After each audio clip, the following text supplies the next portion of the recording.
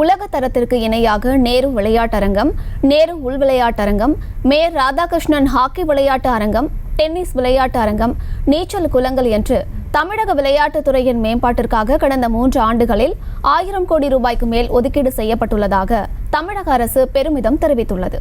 இது குறித்தான மேலும் விவரங்களை கொடுப்பதற்காக செய்தியாளர் பாரி கார்த்திக் இணைப்பில் இருக்கிறார். பேசலாம். பாரி கார்த்திக், வருங்கள். வணக்கம். இந்தியாவின் விளையாட்டு தலைநகரமாக தமிழ்நாடு திகழ்கிறது என்றும் அனைவரும் பெருமைப்பட பேசியிருக்கும் சூழலில் தற்போது அது குறித்து தமிழ்நாடு அரசு செய்திக்குறிப்பு ஒன்று வெளியிட்டப்படுகிறது.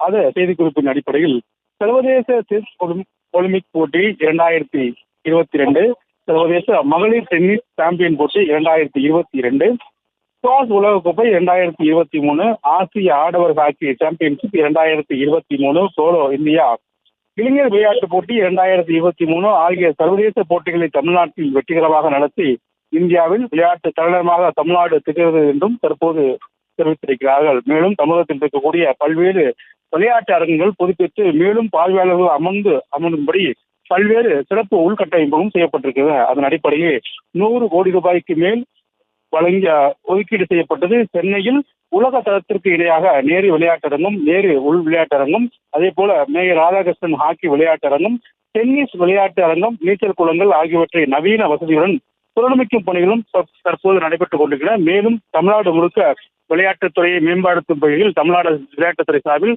பல்வேறு நடவடிக்கைகள் எடுக்கப்பட்டிருக்கின்றன. மேலும் இருக்கக்கூடிய இந்தியாவிலே தமிழ்நாடுதான் மிகப்பெரிய விளையாட்டுத்துறையின் தலைநகராக விளங்குகிறது என்றும் தற்போது தமிழ்நாடு அரசு தனது செய்திக்குறிப்பில் குறிப்பிடப்பட்டிருக்கிறது.